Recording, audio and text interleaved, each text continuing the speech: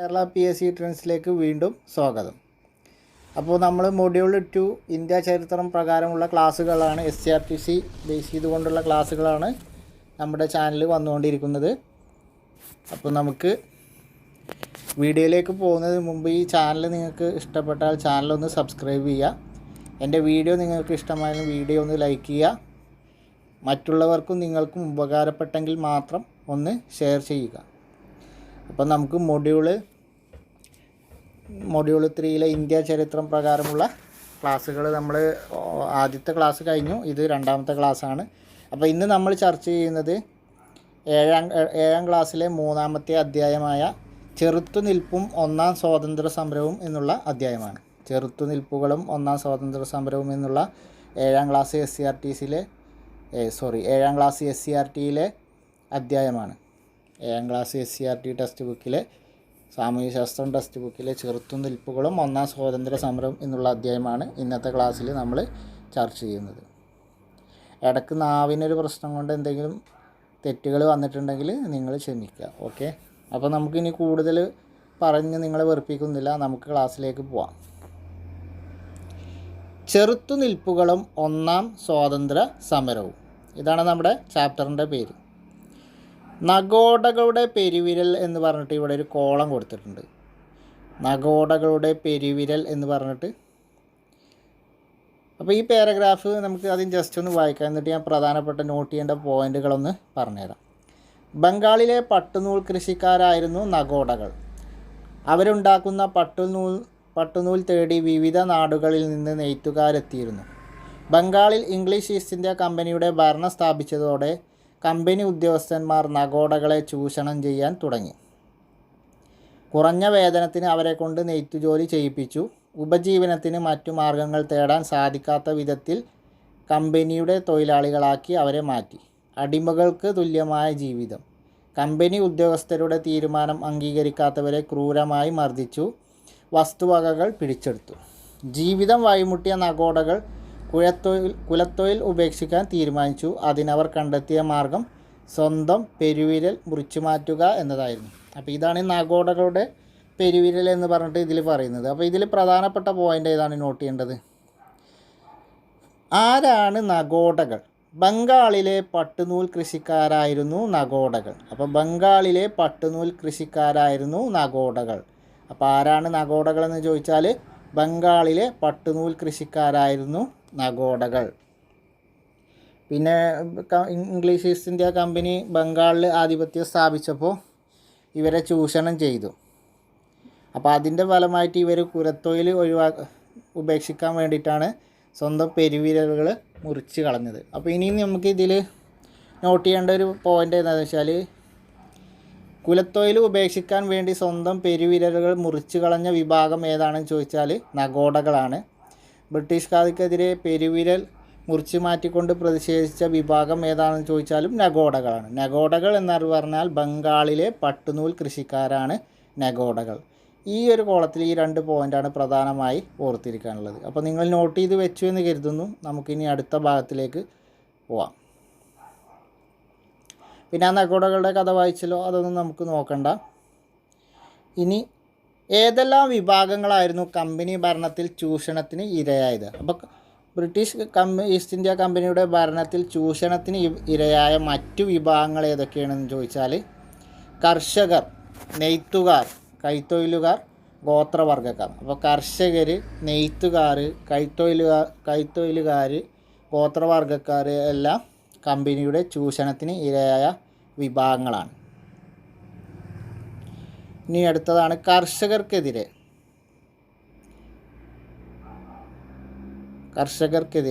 ബംഗാൾ കീഴടക്കിയതോടെ കമ്പനിയുടെ ശ്രദ്ധ സമ്പന്നമായ കാർഷിക മേഖലയിലേക്ക് തിരിഞ്ഞു.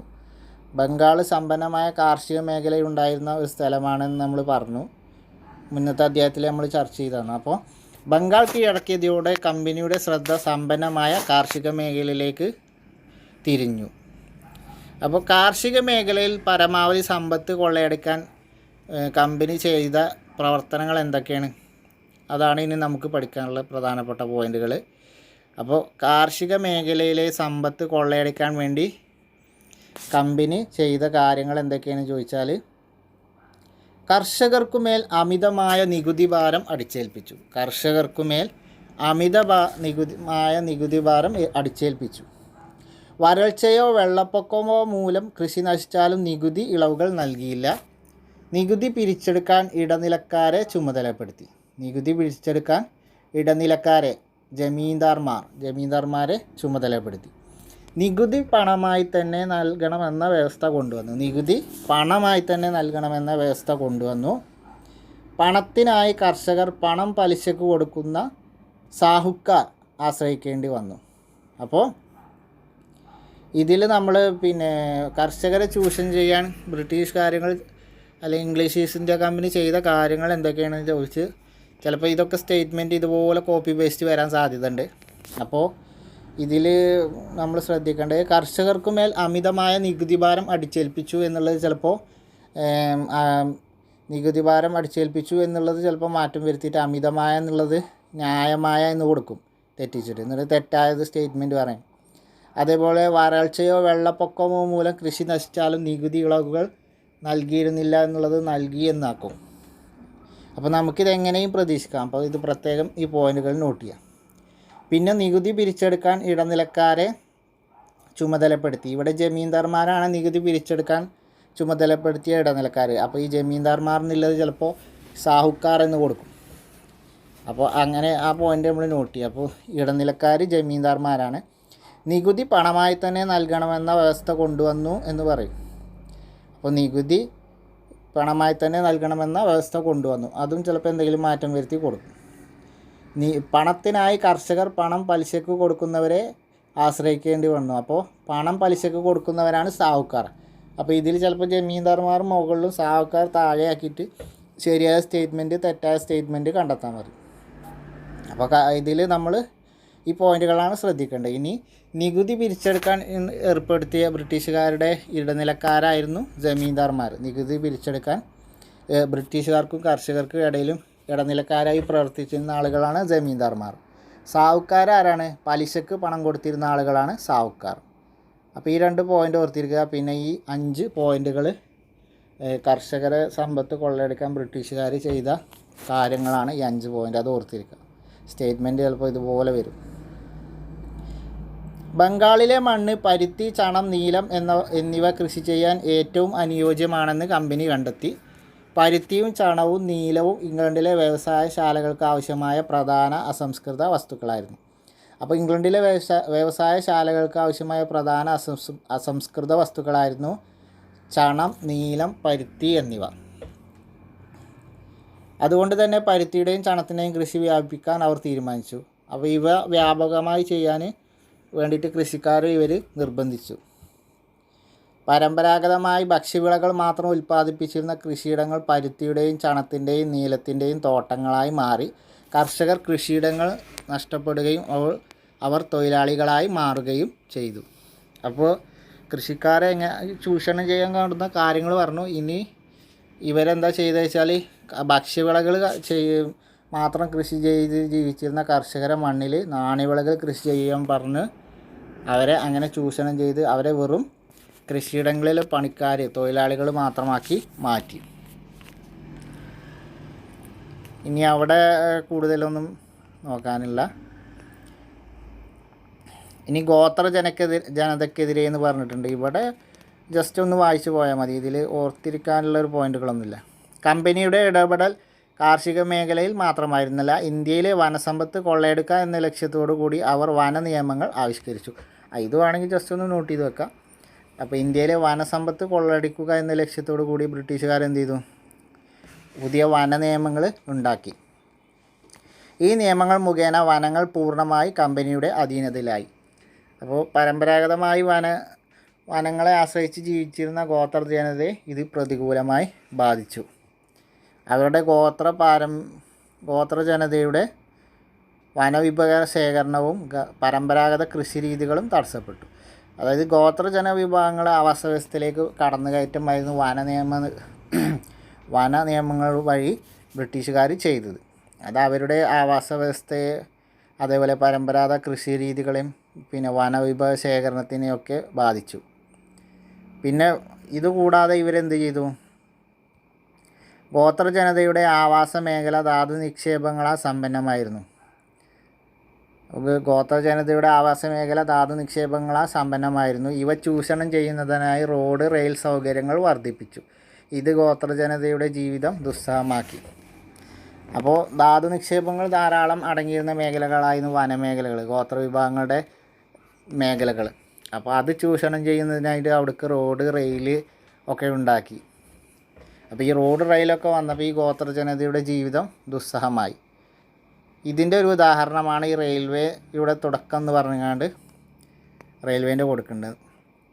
നമ്മുടെ കേരളത്തിലെ നിലമ്പൂർ ഷൊർണൂർ റെയിൽപാതനെ കുറിച്ച് എപ്പോഴും പറയാറുണ്ട്. നിലമ്പൂരിലെ തേക്കുകൾ കടത്തിക്കൊണ്ടുപോകുന്നതിന് വേണ്ടിയിട്ട് ബ്രിട്ടീഷുകാർ ചെയ്ത റെയിൽപാതയാണ് എന്ന് പറയാറുണ്ട്.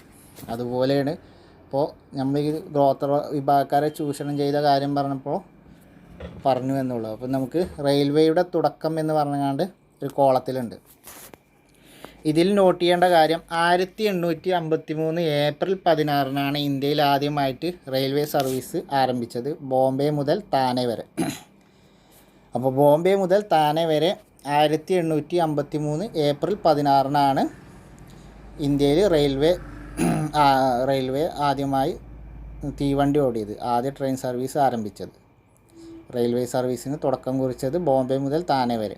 വർഷം 1853 ഏപ്രിൽ 16. നമ്മൾ മൊഡ്യൂൾ 2-ൽ ഇത് പറഞ്ഞിട്ടുണ്ട്. അതേപോലെ 344 കിലോമീറ്ററാണ് എന്നും പറഞ്ഞിട്ടുണ്ട് ട്രെയിൻ ഓടിയ ദൂരം. ഇനി ഇതിൽ അഡീഷണൽ ആയിട്ട് വരുന്നത് 14 കോച്ചുകളുള്ള ഈ വണ്ടിയിൽ 400 യാത്രക്കാർ ഉണ്ടായിരുന്നു. അപ്പോൾ ആദ്യത്തെ തീവണ്ടിയിലെ കോച്ചുകളുടെ എണ്ണം 14 കോച്ചുകളും 400 യാത്രക്കാരും അഡീഷണലായി ചേർക്കണം. 344 കിലോമീറ്റർ എന്ന് നമ്മൾ മൊഡ്യൂൾ 2-ൽ പഠിച്ചതാണ്. അഡീഷണലായിട്ട് പഠിക്കാനുള്ളത് 14 കോച്ചുകളും 400 യാത്രക്കാരും. അപ്പോൾ വർഷം 1853 ഏപ്രിൽ 16. ഇനി കേരളത്തിൽ തിരൂരിൽ നിന്ന് ബേപ്പൂരിലേക്ക് കേരളത്തിലെ ആദ്യ തീവണ്ടി ഓടിയ വർഷം 1861. അപ്പോൾ ഈ കോളത്തിൽ ഓർത്തിരിക്കേണ്ട 2 പ്രധാന വർഷങ്ങളാണ്. ഇന്ത്യയിൽ റെയിൽവേ സർവീസിന് തുടക്കം കുറിച്ചത് 1853. കേരളത്തിലാണെങ്കിൽ 1863. ഇന്ത്യയിലെ സർവീസിന് തുടക്കം കുറിച്ചത് 1853 ഏപ്രിൽ 16. 14 ബോഗികളും 400 യാത്രക്കാരുമായുള്ള തീവണ്ടി ബോംബെ മുതൽ താനെ വരെയാണ് യാത്ര ചെയ്തത്. എന്നാൽ കേരളത്തിലേതാണെങ്കിലോ തിരൂർ മുതൽ ബേപ്പൂർ വരെയാണ്. തിരൂരിൽ നിന്ന് ബേപ്പൂരിലേക്കാണ് കേരളത്തിലെ ആദ്യത്തെ തീവണ്ടി ഓടിയത്. അതാണ് അതിനെക്കുറിച്ച് പറയാനുള്ളത്. ഇനി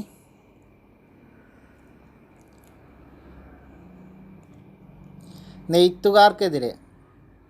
കമ്പനി ഭരണകാലത്ത് ഇന്ത്യയിൽ പരുത്തി കൃഷി വ്യാപകമായി എന്ന് നാം മനസ്സിലാക്കിയല്ലോ. എന്നാൽ അക്കാലത്ത് ഇന്ത്യയിൽ നിലനിന്നിരുന്ന കൈത്തറി മേഖല തകർച്ച നേരിട്ടു. എന്തുകൊണ്ടായിരിക്കാം കൈത്തറി മേഖല തകർന്നത്? ഇനി നെയ്ത്തുകാർക്കെതിരെ എന്ന് പറഞ്ഞിട്ട് അന്ന് കൈത്തറി ഇന്ത്യയിൽ നല്ല രീതിയിൽ പ്രവർത്തിച്ചിരുന്ന കൈത്തറി മേഖല തകർന്നു. കൈത്തറി മേഖലയുടെ തകർച്ചയ്ക്ക് കാരണമായത് എന്തൊക്കെയാണെന്നുള്ള പോയിൻ്റാണ് നമുക്ക് നോക്കാൻ പോകുന്നത്. അപ്പോൾ ഇന്ത്യയിലെ കൈത്തറി മേഖലയുടെ തകർച്ചയ്ക്ക് കാരണമായ കാരണങ്ങൾ എന്തൊക്കെയാണ്? അസംസ്കൃത വസ്തുവായ പരുത്തി ബ്രിട്ടനിലേക്ക് കയറ്റി അയച്ചു. കൈത്തറി മേഖല എന്ന് പറഞ്ഞാൽ നമുക്കറിയാം, ചർക്കയിൽ നൂല് നൂറ്റിട്ടായിരുന്നു നമ്മൾ വസ്ത്രങ്ങൾ ഉണ്ടായിരിക്കുന്നത്. അപ്പോൾ അതിന് വേണ്ട പ്രധാന അസംസ്കൃത വസ്തുവാണ് പരുത്തി. അപ്പോൾ ഈ പരുത്തി ഇന്ത്യയിൽ കിട്ടാത്ത രീതിയിൽ ബ്രിട്ടീഷുകാർ മുഴുവൻ ബ്രിട്ടനിലേക്ക് കയറ്റുമതി ചെയ്തു. അപ്പോൾ ബ്രിട്ടനിലേക്ക് അങ്ങനെ കയറ്റുമതി അയച്ചപ്പോൾ അത് ഒരു കാരണമായി, കൈത്തറി മേഖലയെ തകരാൻ ഒരു കാരണമായി. പിന്നെ ബ്രിട്ടനിലെ യന്ത്രനിർമ്മിത വില കുറഞ്ഞ തുണിത്തരങ്ങൾ വൻതോതിൽ ഇന്ത്യയിലേക്ക് ഇറക്കുമതി ചെയ്തു. അപ്പോൾ ഇവിടുന്ന് അസംസ്കൃത വസ്തുവായ പരുത്തി ബ്രിട്ടനിലേക്ക് കൊണ്ടുപോയിട്ട് അവിടെ യന്ത്രങ്ങളിൽ നിർമ്മിച്ച വില കുറഞ്ഞ വസ്ത്രങ്ങൾ വൻതോതിൽ ഇന്ത്യയിലേക്ക് ഇറക്കുമതി ചെയ്തു. അപ്പോൾ അതും ഇന്ത്യയിൽ കൈത്തറിയിൽ തുന്നുന്ന വസ്ത്രങ്ങളാവുകൊണ്ട് വില കൂടുതലാണ്. അപ്പോൾ അതിനെ തകർക്കാൻ വേണ്ടി അവർ അവിടെ യന്ത്രങ്ങളിൽ നിർമ്മിച്ച വസ്തുക്കൾ ഇവിടെ കൊടുന്ന് വില കുറച്ച് വിറ്റു.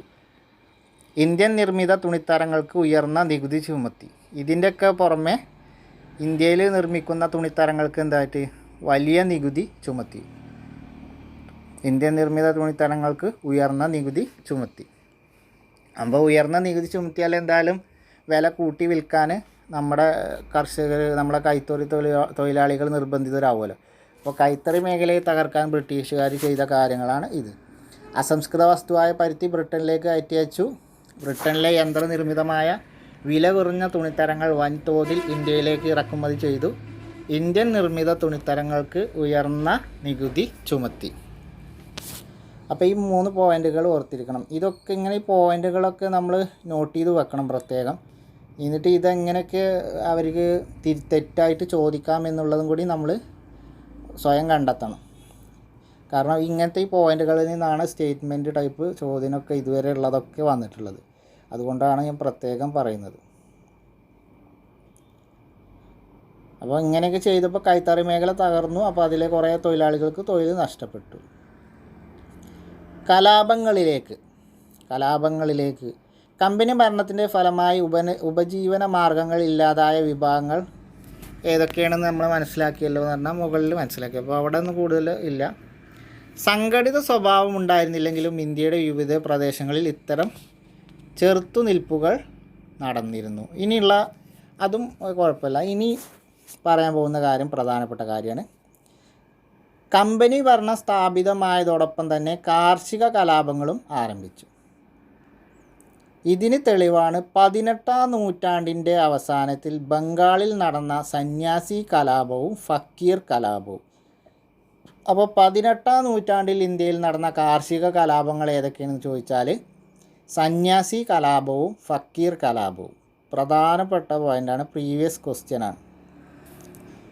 അപ്പോൾ 18ാം നൂറ്റാണ്ടിൽ ബ്രിട്ടീഷുകാർക്കെതിരെ നടന്ന കാർഷിക കലാപം ഏതാണ്? സന്യാസി കലാപവും ഫക്കീർ കലാപവും. ഇനി സന്യാസി കലാപവുമായി ബന്ധപ്പെട്ട വേറൊരു പോയിൻ്റ് എന്താണ്? സന്യാസി കലാപം ആസ്പദമാക്കി ബങ്കിം ചന്ദ് ചാറ്റർജി രചിച്ച നോവൽ ഏതാണ്? ആനന്ദമഠമാണ്.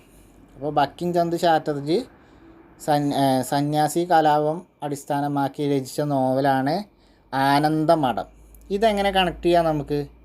സന്യാസിമാർ എപ്പോഴും എവിടെ ഉണ്ടാകുക? മഠത്തിലല്ലേ. സന്യാസിമാർ എപ്പോഴും മഠത്തിലാണ് ഉണ്ടാവുക. അങ്ങനെ കണക്ട് ചെയ്താൽ മതി. അപ്പോൾ ആനന്ദമഠം സന്യാസി കലാപം രചിച്ചത് ബങ്കിം ചന്ദ്ര ചാറ്റർജി. അപ്പോൾ അത് ഓർത്തിരിക്കുക. ഇനി അടുത്തതും പ്രധാനപ്പെട്ട ഒരു പോയിൻ്റാണ്. ഇപ്പോൾ നമ്മൾ പറഞ്ഞു 18ാം നൂറ്റാണ്ടിലെ കാർഷിക കലാപങ്ങൾ, സന്യാസി ഫക്കീർ കലാപങ്ങൾ. ഇനി 19ാം നൂറ്റാണ്ട് ചോദിച്ചാലോ? 19ാം നൂറ്റാണ്ടിൽ മലബാറിൽ കലാപങ്ങൾ പൊട്ടിപ്പുറപ്പെട്ടു. പാട്ടക്കുടിയന്മാരായ മാപ്പിളമാരായിരുന്നു ഈ കലാപങ്ങൾക്ക് നേതൃത്വം കൊടുത്തത്. ഈ കലാപങ്ങളെ മാപ്പിള കലാപങ്ങൾ എന്ന് വിളിക്കുന്നു. അപ്പോൾ 18ാം നൂറ്റാണ്ടിൽ ബ്രിട്ടീഷുകാർക്കെതിരെ നടന്ന കാർഷിക കലാപമാണ് സന്യാസി കലാപവും ഫക്കീർ കലാപവും. എന്നാൽ 19ാം നൂറ്റാണ്ടിലാണെങ്കിലോ മാപ്പിള കലാപമാണ് 19ാം നൂറ്റാണ്ടിൽ ബ്രിട്ടീഷുകാർക്കെതിരെ പൊട്ടിപ്പുറപ്പെട്ട കലാപം. ഇനി മാപ്പിള കലാപം നടക്കുന്ന ഇതേ കാലഘട്ടത്തിൽ ബംഗാളിൽ പൊട്ടിപ്പുറപ്പെട്ട കാർഷിക കലാ ഏതാണ്? ഫറാസി കലാപം.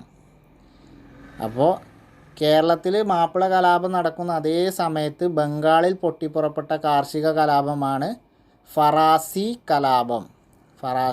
കലാപം. അപ്പോൾ ഇവിടെ ഓർത്തിരിക്കേണ്ട കാര്യം, ഈ 2 പാരഗ്രാഫിൽ ഓർത്തിരിക്കേണ്ട കാര്യങ്ങൾ എന്തൊക്കെയാണ്? 18ാം നൂറ്റാണ്ടിൽ ബ്രിട്ടീഷുകാർക്കെതിരെ നടന്ന കാർഷിക കലാപങ്ങൾ ഏതൊക്കെയെന്ന് ചോദിച്ചാൽ സന്യാസി കലാപവും ഫക്കീർ കലാപവും. 19ാം നൂറ്റാണ്ടിലാണെങ്കിലോ മാപ്പിള കലാപവും ഫറാസി കലാപവും. അപ്പോൾ കേരളത്തിൽ മാപ്പിള കലാപം കേരളത്തിലും ഫറാസി കലാപം ബംഗാളിലുമാണ് പൊട്ടിപ്പുറപ്പെട്ടത്. ഇനി ഇതുകൂടാതെ ഗോത്ര കലാപങ്ങളും വിവിധ തരങ്ങളിലുള്ള ഗോത്ര കലാപങ്ങളും ഉണ്ടായി. അപ്പോൾ ഇത്തരത്തിൽ ബ്രിട്ടീഷുകാർക്കെതിരെ കലാപത്തിനിറങ്ങിയ പ്രധാനപ്പെട്ട ഗോത്ര വിഭാഗങ്ങൾ ഏതൊക്കെയാണെന്നാണ് ചോദ്യം. മറാത്തയിലെ ഭീലുകൾ. അപ്പോൾ ഇന്നത്തെ മഹാരാഷ്ട്രയുടെ ഭാഗമായ മറാത്തയിൽ ബ്രിട്ടീഷുകാർക്കെതിരെ കലാപത്തിനിറങ്ങിയ ഗോത്ര വിഭാഗം ഏതാണ്? ഭീലുകൾ. മറാത്തയിലെ ഭീലുകൾ. അഹമ്മദ് നഗറിലെ കോലികൾ. അപ്പോൾ അഹമ്മദ് നഗറിൽ ബ്രിട്ടീഷുകാർക്കെതിരെ കലാപത്തിനിറങ്ങിയ ഗോത്ര വിഭാഗം ഏതാണ്? കോലികളാണ്. അഹമ്മദ് നഗറിൽ കോലികൾ. എന്നാൽ ഛോട്ടാ നാഗ്പൂരിലാണ് കോളുകൾ കലാപം നടത്തിയത്. അപ്പം മറാത്തയിൽ ബീലുകൾ, അഹമ്മദ് നഗറിലെ കോലികൾ, ഛോട്ടാ നാഗ്പൂരിലാണെങ്കിൽ കോളുകൾ. രാജ്മഹൽ കുന്നിലാണെങ്കിലോ സാന്താൾമാർ. വയനാട്ടിലാണെങ്കിലോ കുറിച്യർ. അപ്പോൾ ഇങ്ങനെ നിരവധി ഗോത്ര വിഭാഗങ്ങൾ ബ്രിട്ടീഷുകാർക്കെതിരെ കലാപം നയിച്ചു. ഈ ഛോട്ടാ നാഗ്പൂരിൽ തന്നെ കലാപം നയിച്ച മറ്റു ഗോത്ര വിഭാഗങ്ങൾ ഏതൊക്കെയാണ്? മുണ്ടയും പഹാരിയയും. പഹാരിയ എന്നീ ഗോത്ര വിഭാഗങ്ങളും ഛോട്ടാ നാഗ്പൂർ കുന്നുകളിലാണ് ബ്രിട്ടീഷുകാർക്കെതിരെ കലാപം നയിച്ചത്. മറ്റു ഗോത്ര വിഭാഗങ്ങൾ അതിൽ മുണ്ട കലാപം ഛോട്ടാ നാഗ്പൂർ പീഠഭൂമിയുടെ ഭാഗമാണെങ്കിലും അങ്ങനെ ചോദിച്ചാൽ അങ്ങനെ പറയാം. അല്ല ഇനി ജാർഖണ്ഡ് എന്നോ റാഞ്ചി എന്നോ ഓപ്ഷനിൽ വരികയാണെങ്കിൽ അങ്ങനെയും എഴുതാം. ഇനി ജാർഖണ്ഡോ റാഞ്ചിയോ ഒന്നും തരാതെ ഛോട്ടാ നാഗ്പൂർ എന്ന് തന്നാൽ മുണ്ട കലാപത്തിൻ്റെ ഛോട്ടാ നാഗ്പൂർ എന്നെടുക്കണം. കാരണം ഛോട്ടാ നാഗ്പൂർ കുന്നുകളുടെ ഭാഗമായിട്ടാണ് ഈ റാഞ്ചിയൊക്കെ കിടക്കുന്നത്. അപ്പോൾ പ്രധാനപ്പെട്ട ഗോത്ര വിഭാഗങ്ങൾ ബ്രിട്ടീഷുകാർക്കെതിരെ കലാപം നടത്തിയ ഗോത്ര വിഭാഗങ്ങളാണ് ഈ പറഞ്ഞത്. വയനാട്ടിൽ തന്നെ കുറിച്യരോടൊപ്പം കുറുമ്പരും കലാപത്തിൽ പങ്കെടുത്തിട്ടുണ്ട്. വയനാട്ടിൽ കുറിച്യരോടൊപ്പം തന്നെ കലാപത്തിൽ പങ്കെടുത്ത മറ്റൊരു ഗോത്ര വിഭാഗക്കാരാണ് കുറുമ്പർ.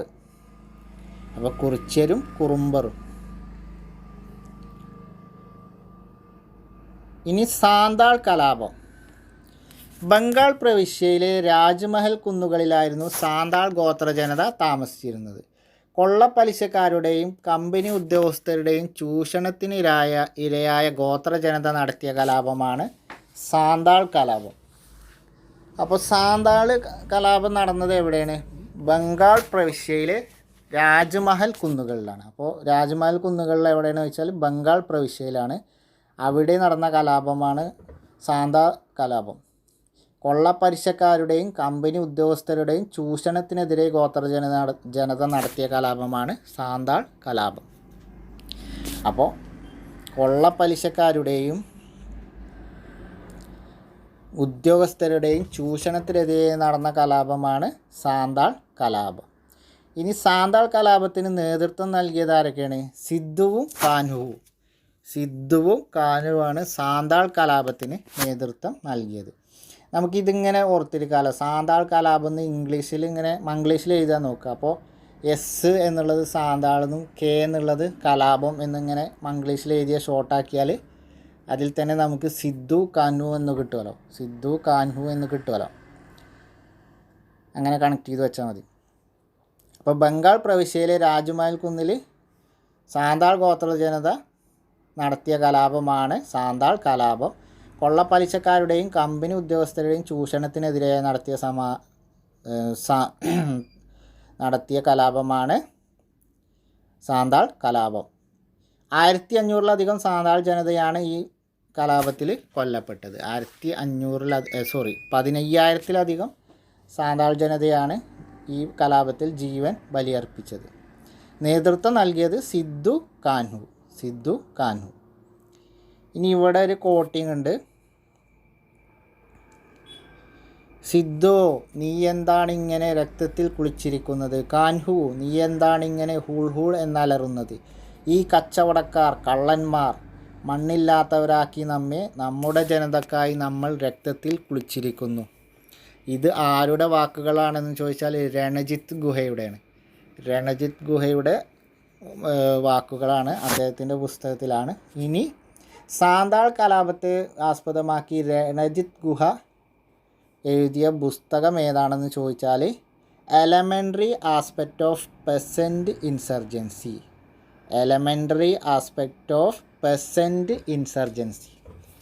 അപ്പോൾ സാന്താൾ കലാപം നമ്മൾ ഓർക്കുമ്പോൾ തന്നെ ഓർമ്മിച്ചിരിക്കേണ്ട കാര്യമാണ് രണജിത്ത് ഗുഹയും elementary aspect of peasant insurgency എന്നുള്ള പുസ്തകവും. അപ്പോൾ സാന്താൾ കലാപത്തെക്കുറിച്ച് പുസ്തകം എഴുതിയത് ആരാണെന്ന് ചോദിച്ചാൽ രണജിത്ത് ഗുഹയാണ്. പുസ്തകത്തിൻ്റെ പേര് elementary aspect of peasant insurgency. അപ്പോൾ അതിലെ വാക്കുകളാണ് നമ്മൾ ഈ കണ്ട വാക്കുകൾ. ഇത്രയും കാര്യങ്ങൾ ഇതിൽ ഓർത്തിരിക്കുക.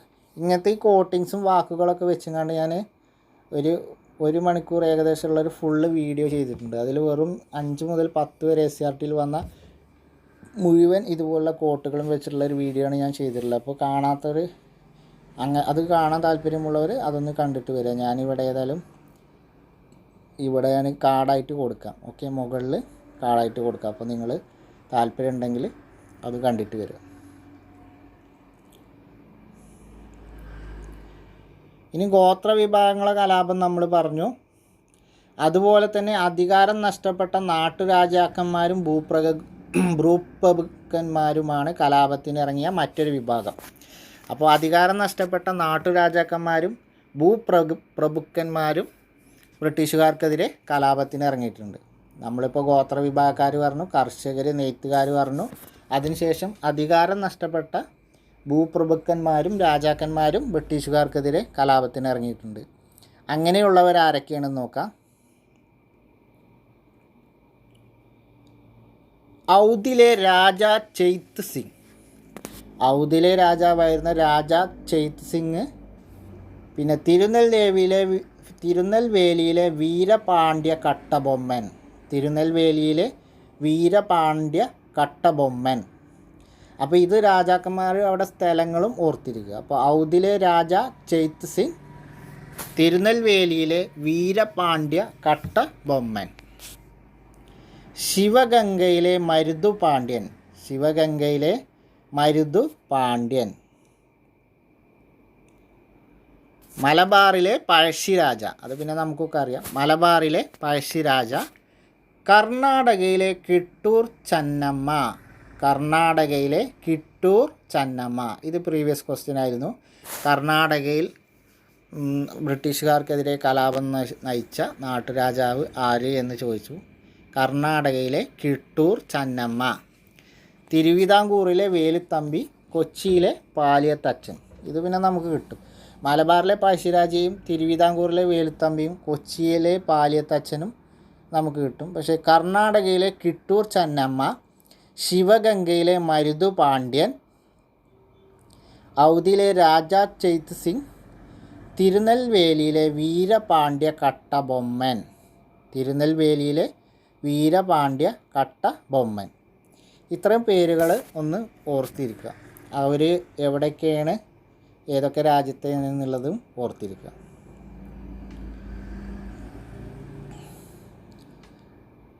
ഇനി കേരളത്തിലെ കലാപങ്ങൾ. ഇതിൽ നമുക്ക് ഈ പഴശ്ശി കലാപവും അതേപോലെ വേലുത്തമ്പി ദളവയുടെയും പാലിയത്തച്ഛൻ്റെയൊക്കെ നമുക്ക് സെപ്പറേറ്റ് ടോപ്പിക്കായിട്ട് തന്നെ പഠിക്കാനുണ്ട്. അതിൻ്റെ ഒരു ചാപ്റ്ററിൽ ഇനി വരാൻ കിടക്കുന്നുണ്ട്. അപ്പോൾ അതുകൊണ്ടാണ് നമ്മളിപ്പോൾ ഇങ്ങനെ പറഞ്ഞു പോകുന്നത്. നമുക്ക് ആ ചാപ്റ്ററിൽ വിശദമായിട്ട് പഠിക്കാം, അതിൽ പങ്കെടുത്തതും ആളുകളെയൊക്കെ കുറിച്ച്. കേരളത്തിലെ കലാപങ്ങൾ. ബ്രിട്ടീഷുകാർക്കെതിരെ കേരളത്തിൽ നടന്ന പ്രധാന ചെറുത്തുനിൽപ്പുകളിൽ ഒന്നായിരുന്നു പഴശ്ശി സമരങ്ങൾ. അപ്പോൾ ബ്രിട്ടീഷുകാർക്കെതിരെ കേരളത്തിൽ നടന്ന പ്രധാന ചെറുത്തുനിൽപ്പുകളിൽ ഒന്നായിരുന്നു പഴശ്ശി സമരങ്ങൾ. വടക്കേ മലബാറിലെ കോട്ടയം മേഖലയിൽ നികുതി പിരിക്കാനുള്ള അവകാശം തടഞ്ഞതാണ് പഴശ്ശിരാജയെ യുദ്ധം ചെയ്യാൻ പ്രേരിപ്പിച്ചത്. വയനാടൻ വനങ്ങൾ കേന്ദ്രീകരിച്ച് ബ്രിട്ടീഷുകാർക്കെതിരെ ഒളിപ്പോരാണ് പഴശ്ശി നടത്തിയത്. അപ്പോൾ ബ്രിട്ടീഷുകാർക്കെതിരെ കേരളത്തിൽ നടന്ന പ്രധാന ചെറുത്തുനിൽപ്പുകളിൽ ഒന്നായിരുന്നു പഴശ്ശി സമരം. അപ്പോൾ പഴശ്ശി സമരത്തിൻ്റെ കാരണം എന്താ? വടക്കേ മലബാറിലെ കോട്ടയം മേഖലയിൽ നികുതി പിരിക്കാനുള്ള അവകാശം തടഞ്ഞത്, അല്ലെങ്കിൽ ബ്രിട്ടീഷുകാരുടെ തെറ്റായ നികുതി നയം, ഇതും പറയാം. ഇല്ലെങ്കിൽ ഒന്നുകൂടി വിശദമായി പറയുകയാണെങ്കിൽ, ഇവിടെ വടക്കേ മലബാറിലെ കോട്ടയം മേഖലയിൽ നികുതി പിരിക്കാനുള്ള അവകാശം പഴശ്ശിരാജാവിൻ്റെ ശത്രുവായ അദ്ദേഹത്തിൻ്റെ അമ്മാവൻ കുറുമ്പ്രനാട്ട് രാജാവിന് കൊടുത്തു. അതാണ് അദ്ദേഹത്തിന് ബ്രിട്ടീഷുകാർക്കെതിരെ തിരിയാൻ പ്രേരിപ്പിച്ചത്. അപ്പോൾ ബ്രിട്ടീഷുകാരുടെ തെറ്റായ നയം എന്ന് പറഞ്ഞാലും കുറുമ്പ്രനാട്ട് രാജാവിന് നികുതി പിരിക്കാനുള്ള അവകാശം കൊടുത്തത് എന്ന് പറഞ്ഞാലും ഇനി മലബാറിലെ കോട്ടയം മേഖലയിൽ നികുതി പിരിക്കാനുള്ള അവകാശം തടഞ്ഞത് എന്ന് പറഞ്ഞാലൊക്കെ പഴശ്ശി കലാപത്തിൻ്റെ കാരണങ്ങളാണ്. ഇനി തലക്കൽ ചന്തു, കൈതേരി അമ്പു നായർ, എടച്ചേന കുങ്കൻ, അത്തൻ ഗുരുക്കൾ എന്നിവരുടെ നേതൃത്വത്തിലുള്ള പടയാളികളാണ് യുദ്ധത്തിൽ പഴശ്ശിരാജയെ സഹായിച്ചത്. എന്നാൽ പഴശ്ശിരാജയുടെ മരണത്തോടെ ഈ യുദ്ധം അവസാനിച്ചു. അപ്പോൾ പഴശ്ശിരാജയെ സഹായിച്ച ആളുകളാണ് തലക്കൽ ചന്തു, കൈതേരി അമ്പു, എടച്ചേന കുങ്കൻ, അത്തൻ ഗുരുക്കൾ എന്നിവർ. ഇനി വേറെ ആളുകളുണ്ട്. പിന്നെ ശ്രീധരമേനോൻ്റെ കേരള ചരിത്രത്തിൽ കുറച്ചും കൂടി ആളുകളെ പറയുന്നുണ്ട്. അപ്പോൾ നമുക്ക് അതൊക്കെ അഡീഷണലായിട്ട് പറഞ്ഞിട്ട് വേറെ ക്ലാസ് നമ്മൾ ചെയ്തു തരാം. അപ്പോൾ പഴശ്ശി രാജ എന്നുള്ള പഴശ്ശി കലാപം, പഴശ്ശി കലാപം, രണ്ടാം പഴശ്ശി കലാപം എന്ന് പറഞ്ഞിട്ട് വിശദമായ ടോപ്പിക്ക് തന്നെ നമുക്ക് ചെയ്തു തരാം.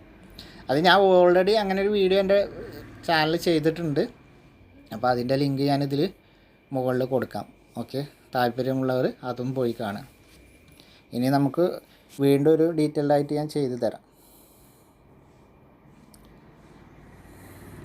അപ്പോൾ പിന്നെ ഇതിൽ ഓർത്തിരിക്കേണ്ട ഒരു പോയിൻ്റാണ്, വയനാടൻ വനങ്ങൾ കേന്ദ്രീകരിച്ച് ബ്രിട്ടീഷുകാർക്കെതിരെ ഒളിപ്പോരാക്രമണം നടത്തിയത് ആരാന്ന് ചോദിച്ചാൽ പഴശ്ശിരാജാണ്. അപ്പോൾ വയനാടൻ വനങ്ങൾ കേന്ദ്രീകരിച്ച് ബ്രിട്ടീഷുകാർക്കെതിരെ ഒളിപ്പോര് നടത്തിയത് പഴശ്ശിരാജയാണ്.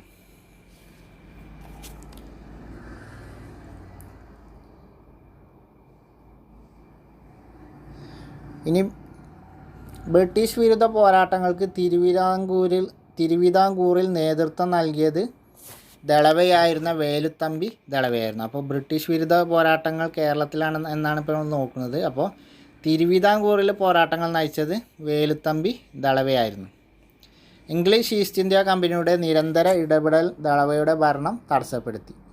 ഇത് ബ്രിട്ടീഷ് ആധിപത്യത്തിനെതിരെ തിരിയാൻ അദ്ദേഹത്തെ പ്രേരിപ്പിച്ചു.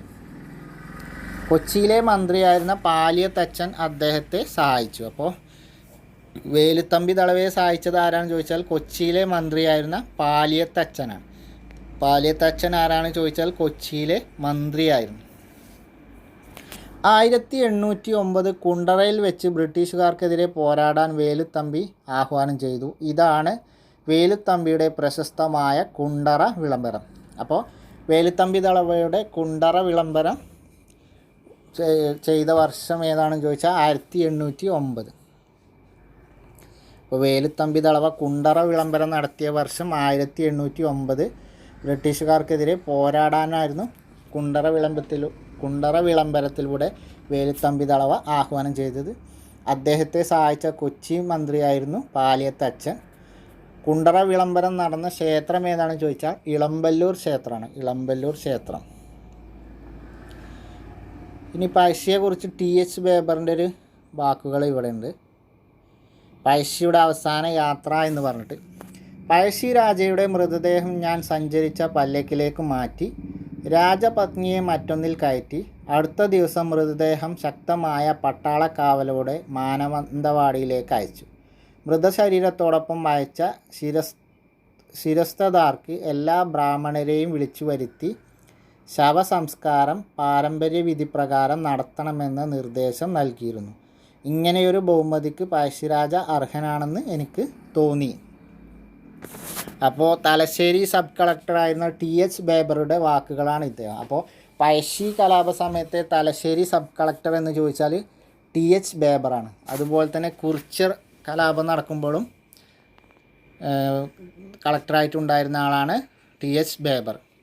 കുറിച്യ കലാപത്തിൻ്റെ സമയത്ത് അദ്ദേഹം പറഞ്ഞൊരു വാക്കുകളാണ്, 1 മാസം കൂടി പിടിച്ചു നിന്നിരുന്നുവെങ്കിൽ ഇവർ ഈ രാജ്യത്തെ സ്വന്തമാക്കിയേനെ എന്നുള്ളത് TH ബേബർ കുറിച്യർ കലാപത്തെ കുറിച്ച് പറഞ്ഞതാണ്. അപ്പോൾ കുറിച്യർ കലാപം അടിച്ചമർത്തിയതും TH ബേബറാണ്. പഴശ്ശി കലാപ സമയത്തെ തലശ്ശേരി സബ് കളക്ടറും TH ബേബറാണ്. ഇനി പഴശ്ശിൻ്റെ ടോപ്പിക്ക് പഠിക്കുമ്പോൾ തന്നെ അറിയാം, നമുക്ക് ആ പഴശ്ശിക്കെതിരെ യുദ്ധം നയിച്ചത് ആർതർ വെല്ലസ്ലി ആയിരുന്നു. അപ്പോൾ അതൊക്കെ നമുക്ക് പഴശ്ശി കലാപം പഠിക്കുന്ന സമയത്ത് അവിടെ നമ്മൾ പഠിച്ചു പോകുന്നുണ്ട്. മുൻപ് ഞാൻ വീഡിയോ ചെയ്തിട്ടുണ്ട്, അപ്പോൾ അത് കാണുക. ഇല്ലാന്നുണ്ടെങ്കിൽ ഒന്നും കൂടി ഡീറ്റെയിൽഡായിട്ട് നമുക്ക് നമ്മുടെ SCRT സീരീസ് കവർ ചെയ്ത് ഫുള്ള് കംപ്ലീറ്റ് ആയതിനു ശേഷം അഡീഷണൽ ടോപ്പിക്കിൽ അതൊക്കെ ഉൾപ്പെടുത്തി പഠിപ്പിച്ചു തരാം. ഇനി പ്രധാനപ്പെട്ട ഒരു പോയിൻ്റാണ് 1857 ഒന്നാം സ്വാതന്ത്ര്യ സമരം. അപ്പോൾ ഒന്നാം സ്വാതന്ത്ര്യ സമരം നടന്ന വർഷം എന്ന് ചോദിച്ചാൽ 1857. ഇതൊരുവിധം എല്ലാവർക്കും അറിയാൻ തോന്നും, ഇതൊന്നും മറക്കാൻ സാധ്യതയില്ല. പിന്നെ നമ്മളെപ്പോഴും സ്വാതന്ത്ര്യ സമരം ആലോചിക്കുമ്പോൾ ആദ്യം നമ്മൾ ആലോചിക്കേണ്ട കാര്യമാണ് ഒന്നാം സ്വാതന്ത്ര്യ സമരം പൊട്ടിപ്പുറപ്പെട്ടത് എവിടെയെന്ന് ചോദിച്ചാൽ മീററ്റിലാണ്. അപ്പോൾ ഒന്നാം സ്വാതന്ത്ര്യ സമരത്തിൻ്റെ തുടക്കം മീററ്റിലാണ്. വർഷം 1857. ഒന്നാം സ്വാതന്ത്ര്യ സമരം ഇപ്പോൾ നമുക്ക് ഇതിലുള്ള ഇത് പറഞ്ഞുതരാം. ഒന്നാം സ്വാതന്ത്ര്യ സമരം എന്ന് ഡീറ്റെയിൽഡ് ആയിട്ടൊരു വീഡിയോ ഞാൻ ചെയ്തു തരാം. കുറച്ചും കൂടി നമ്മൾ അഡീഷണൽ ഫാക്റ്റുകളൊക്കെ ഉൾപ്പെടുത്തിക്കൊണ്ടുള്ള വിശദമായിട്ടൊരു വീഡിയോ ചെയ്തു തരാം. ഇപ്പോൾ നമുക്ക് ഏതായാലും SCRT ഇത് ചെറിയ ക്ലാസ് ആണല്ലോ, അപ്പോൾ ഇത് ബേസ് ചെയ്ത് തന്നെ പോവാം. ഇന്ത്യയിലെ വിവിധ ഭാഗങ്ങൾ നടത്തിയ ഒറ്റപ്പെട്ട ചെറുത്തുനിൽപ്പുകളെ നമ്മൾ മനസ്സിലാക്കിയല്ലോ എന്ന് നമ്മൾ പറഞ്ഞു. ഇനി 1857 കമ്പനിയോട് കൂറ് പുലർത്തിയിരുന്ന വിഭാഗങ്ങൾ പോലും അവർക്കെതിരെ തിരിഞ്ഞു. അപ്പോൾ 1857 കലാപത്തിൻ്റെ കാരണങ്ങൾ എന്ന് പറഞ്ഞാൽ കമ്പനിയോട് കൂറ് പുലർത്തി കാരണങ്ങളല്ല, ആ സമയത്തെ സാഹചര്യം എന്ന് പറഞ്ഞാൽ കമ്പനിയോട് കൂറ് പുലർത്തിയിരുന്ന ആളുകൾ പോലും അവർക്കെതിരെ തിരിഞ്ഞു. രണ്ടാമത്തേത് എന്ന് പറഞ്ഞാൽ ദത്താവകാശ നിരോധന നിയമത്തിൻ്റെ ഫലമായി അധികാരം നഷ്ടപ്പെടുമെന്നുറപ്പായ നാട്ടുരാജാക്കന്മാർ സമരത്തിന് നേതൃത്വം കൊടുത്തു. അപ്പോൾ ദത്താവകാശ നിരോധന നിയമപ്രകാരം അധികാരം നഷ്ടപ്പെടുമെന്നുറപ്പായ നാട്ടുരാജാക്കന്മാരും കമ്പനിയോട് നീതി പുലർത്തിയിരുന്ന കമ്പനി പട്ടാളത്തിൽ ജോലി ചെയ്തിരുന്ന ഇന്ത്യക്കാർ അവരെ ശിപ്പായികൾ എന്നാണ് പറഞ്ഞത്, അവരും ആണ് പ്രധാനമായും 1857 ഒന്നാം സ്വാതന്ത്ര്യ സമരത്തിന് നേതൃത്വം നൽകിയത്. നമ്മൾ ദത്താവകാശ നിരോധനമൊക്കെ മൊഡ്യൂൾ 3ൻ്റെ ക്ലാസ് സ്റ്റാർട്ട് ചെയ്യുന്ന ആദ്യത്തെ വീഡിയോയിൽ തന്നെ നമ്മൾ പറഞ്ഞിട്ടുണ്ട്. ദത്താവകാശ നിരോധനവും അതേപോലെ ഡൽഹൌസി പ്രഭു നടപ്പിലാക്കിയ ദത്താവകാശ നിരോധനം എന്താണെന്നും അതേപോലെ റിച്ചാർഡ് വെല്ലസ്ലി പ്രഭു നടപ്പിലാക്കിയ സൈനിക സഹായ വ്യവസ്ഥ എന്താണെന്നും ഒക്കെ നമ്മൾ മുമ്പത്തെ വീഡിയോയിൽ പറഞ്ഞിട്ടുണ്ട്. അപ്പോൾ അതൊന്ന് കണ്ടതിന് ശേഷം ഇത് കണ്ടവർക്ക് പിന്നെ കണക്ട് ചെയ്ത് വെക്കാം എന്ന് തോന്നുന്നു. അപ്പോൾ ഈ രണ്ടതാണ്. അപ്പോൾ 1857 കലാപം എന്ന് പറഞ്ഞാൽ പട്ടാളത്തിൽ ജോലി ചെയ്തിരുന്ന ശിപ്പായികളും ഇന്ത്യക്കാരായ ബ്രിട്ടീഷ് പട്ടാളത്തിൽ ജോലി ചെയ്തിരുന്ന ഇന്ത്യക്കാരെയാണ് ശിപ്പായികൾ എന്ന് പറയുന്നത്. അപ്പോൾ ശിപ്പായികളും പിന്നെ ദത്താവകാശ നിരോധന നിയമനത്തിലൂടെ അധികാരം നഷ്ടപ്പെടുന്ന നാട്ടുരാജാക്കന്മാരും കൂടി ചേർന്നാണ് ഈ കലാപത്തിന് നേതൃത്വം കൊടുത്തത്. ഇനി അന്നത്തെ ശിപ്പായിമാരുടെ ജീവിതം ഒന്ന് നോക്കാം. നമ്മൾ പറഞ്ഞു ശിപ്പായിമാർ അസ്വസ്ഥരായിരുന്നു. അപ്പോൾ അവർക്ക് ബ്രിട്ടീഷുകാർക്കോടുള്ള മതിപ്പ് കുറഞ്ഞുകൊണ്ടിരിക്കുന്നു. അപ്പോൾ അതിനുള്ള കാരണങ്ങളാണ് ഈ പറയുന്നത്. അപ്പോൾ അന്ന് ഒന്നാം സ്വാതന്ത്ര്യ സമരത്ത് ശിപ്പായിമാരുടെ അവസ്ഥയാണ്. ശിപ്പായിമാരുടെ ജീവിതം ദയനീയമായിരുന്നു, പരമദയനീയമായിരുന്നു. അതിനുള്ള കാരണങ്ങൾ എന്താണ്? തുച്ഛമായ വേതനം, ചെറിയ വേതനം, വളരെ തുച്ഛമായ വേതനമായിരുന്നു ശിപ്പായിക്ക് നൽകിയിരുന്നത്. അതേപോലെ ദീർഘനേരമുള്ള ജോലി, ഓവർ ടൈമൊക്കെ നന്നായി പണിയെടുപ്പിക്കുമായിരുന്നു. അപ്പോൾ ദീർഘനേരമുള്ള ജോലിയും തുച്ഛമായ വേതനം, അതേപോലെ അവധിയില്ലായ്മ, പിന്നെ അടിമകളെ പോലുള്ള മേലുദ്യോഗസ്ഥരുടെ പെരുമാറ്റം, പിന്നെ മോശമായ ഭക്ഷണം. അപ്പോൾ അന്നത്തെ ശിപ്പായിമാരുടെ അവസ്ഥ എന്ന് പറഞ്ഞാൽ പരമദയനീയമായിരുന്നു. തുച്ഛമായ വേതനം നൽകി ദീർഘനേരം പണിയെടുപ്പിച്ച് അവധി കൊടുക്കാതെ, പിന്നെ അടിമകളെ പോലെ മേലുദ്യോഗസ്ഥന്മാർ പെരുമാറ്റം. അപ്പോൾ മേലുദ്യോഗസ്ഥന്മാർ അടിമകളെ പോലെ ചെറിയ കൂലിക്ക് തുച്ഛമായ വേതനത്തിൽ കൂടുതൽ സമയം അവധി കൊടുക്കാതെ പണിയെടുപ്പിച്ചു എന്ന് ഓർത്താൽ തന്നെ ഈ പോയിന്റുകളൊക്കെ കിട്ടും. എന്നിട്ടോ ഭക്ഷണം നല്ല ഭക്ഷണം കൊടുക്കില്ല, മോശമായ ഭക്ഷണവും കൊടുക്കും. അപ്പോൾ ഇങ്ങനെ ഒരു പരമദയനീയമായ സാഹചര്യത്തിൽ അവരിങ്ങനെ ബ്രിട്ടീഷുകാരോടുള്ള അമർഷത്തിൽ ഇങ്ങനെ നിൽക്കുന്ന സമയത്താണ് പട്ടാളക്കാർക്കിടയിൽ പുതിയ തരം എൻഫീൽഡ് തോക്കുകൾ വിതരണം ചെയ്തത്. അപ്പോൾ ഇങ്ങനെ ഈ അമർഷമൊക്കെ ഇങ്ങനെ നീറിക്കൊണ്ടിരിക്കുന്ന സമയത്താണ് പട്ടാളക്കാർക്ക് പുതിയ എൻഫീൽഡ് തോക്കുകൾ വിതരണം ചെയ്തത്. ഈ തോക്കിൽ ഉപയോഗിക്കേണ്ട തിര, വെടിയുണ്ട സവിശേഷതയുള്ളതായിരുന്നു. അവ നിർമ്മിക്കുന്നതിൽ പശുവിൻ്റെയും പന്നിയുടെയും കൊഴുപ്പുകൾ ഉപയോഗിച്ചിരുന്നെന്ന വാർത്ത പ്രചരിച്ചു. കൂടാതെ ശിപ്പായിമാർക്ക് വിതരണം ചെയ്തിരുന്ന റൊട്ടി എല്ലുപൊടി ചേർത്ത ഗോതമ്പ് പൊടിയാണെന്ന വാർത്തയും പരന്നു. അപ്പോൾ ഇങ്ങനെ അസംതൃപ്തരായി നിന്നിരുന്ന ശിപ്പായിമാർക്ക് പുതിയ എൻഫീൽഡ് തോക്കുകൾ വിതരണം ചെയ്തു. അപ്പോൾ ഇതിൽ നടക്കുന്ന തിര പശുവിൻ്റെയും പന്നിയുടെയും കൊഴുപ്പ് കൊണ്ട് ഉപയോഗിച്ച തിരയാണെന്നും ഒരു വാർത്ത കിട്ടി. അതുപോലെ അവർക്ക് ഭക്ഷണം കഴിക്കാൻ കൊടുത്തിരുന്ന റൊട്ടി ഗോതമ്പ് പൊടിയിൽ എല്ലുപൊടി ചേർത്ത റൊട്ടികളാണ് അവർക്ക് ഭക്ഷണമായി നൽകിയിരുന്നത് എന്നും ഒരു വാർത്ത പരന്നു. അതോടെ ശിപ്പായിമാർ അസ്വസ്ഥരായി. ഈ കാർട്രിഡ്ജ് നമുക്ക് വായ കൊണ്ട് കടിച്ചിട്ട് വേണം തിര നിറക്കാൻ. അപ്പോൾ ഈ പന്നിയുടെയും പശുവിൻ്റെയും കൊഴുപ്പ് എന്ന് പറയുമ്പോൾ ഇന്ത്യക്കാരെ സംബന്ധിച്ച് അവരുടെ വിശ്വാസത്തിൻ്റെ ഭാഗമായുള്ള കാര്യങ്ങളായതുകൊണ്ട് അതവർക്കൊരു അസ്വസ്ഥതയായി. അതുപോലെ തന്നെ പിന്നെ എല്ലുപൊടി ചേർത്ത ഗോതമ്പ് കൊണ്ടുള്ള റൊട്ടിയാണ് ഇവർക്ക് കൊടുത്തിരുന്നത് എന്നുള്ള വാർത്തയും പറഞ്ഞപ്പോൾ ഇവരാകെ രോഷാകുലരായി. അതോടെ സൈനികർ പ്രകോപിതരാവുകയും കലാപത്തിന് തുടക്കം കുറിക്കുകയും ചെയ്തു. അപ്പോൾ ഇത്രയും കാര്യങ്ങൾ മുകളിൽ പറഞ്ഞ കാര്യങ്ങളൊക്കെ സഹിച്ചു നിന്നവർ ഇതും കൂടി കേട്ടപ്പോൾ ഇന്ത്യൻ ശിപ്പായിമാരെന്തായി, അസ്വസ്ഥരായി, അവർ പ്രകോപിതരായി. അങ്ങനെ കലാപത്തിന് തുടക്കം കുറിക്കുകയും ചെയ്തു. ശിപ്പായിമാർക്കിടയിൽ നിന്ന് ആദ്യമായി പ്രതിഷേധം ഉയർത്തിയത് മംഗൾ പാണ്ഡെയായിരുന്നു. അപ്പോൾ മംഗൾ പാണ്ഡെയാണ് ശിപ്പായിമാർക്കിടയിൽ നിന്ന് ആദ്യമായി പ്രതിഷേധം ഉയർത്തിയത്. അപ്പോൾ ഒന്നാം സ്വാതന്ത്ര്യ സമരത്തിലെ ആദ്യത്തെ രക്തസാക്ഷി ആരാണെന്ന് ചോദിച്ചാൽ മംഗൾ പാണ്ഡെയാണ്. മംഗൾ പാണ്ഡെയായിരുന്നു ഒന്നാം സ്വാതന്ത്ര്യ സമരത്തിലെ ആദ്യത്തെ രക്തസാക്ഷി.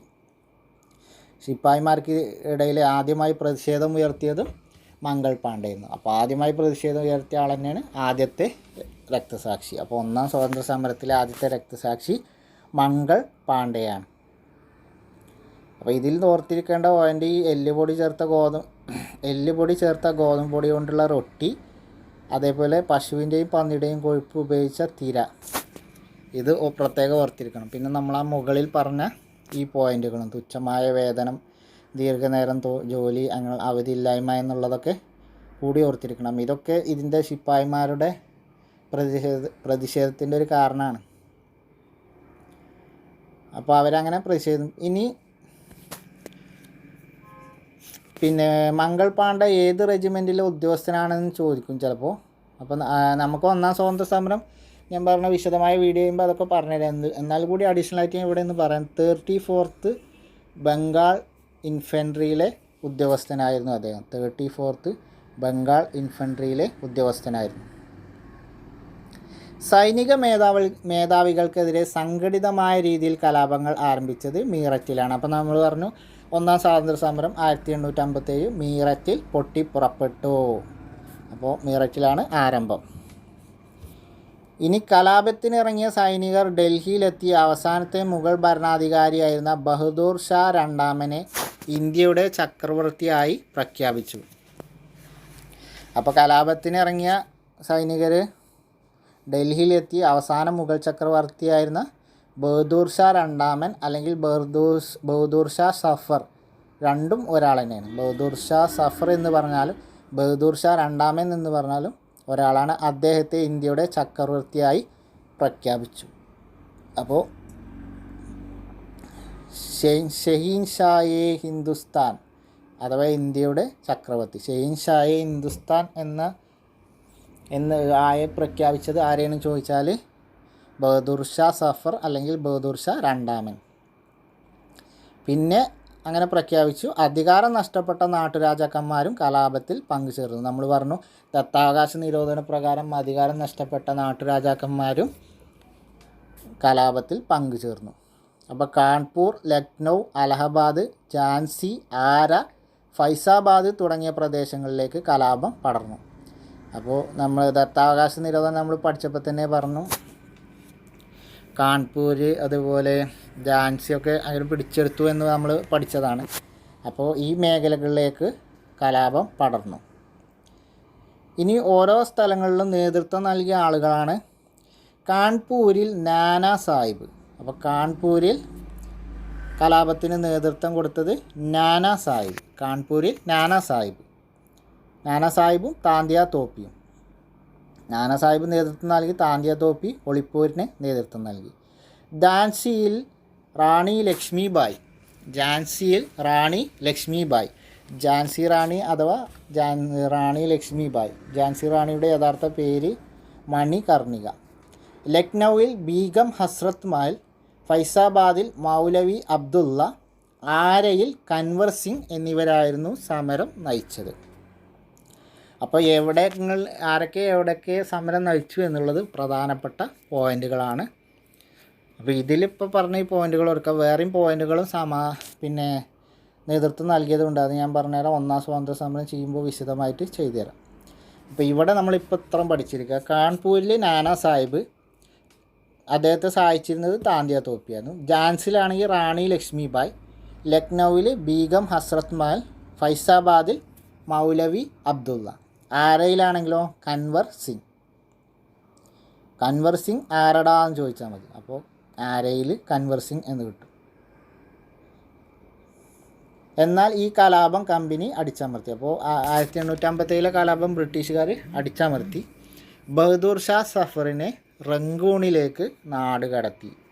അപ്പോൾ ബഹദൂർ ഷാ സഫറിനെ എവിടേക്കാണ് നാട് കടത്തിയത് എന്ന് ചോദിച്ചാൽ റങ്കൂണിലേക്ക്. അപ്പോൾ ബഹദൂർ ഷാ സഫറിനെ എവിടേക്കാണ് നാട് കടത്തിയത്?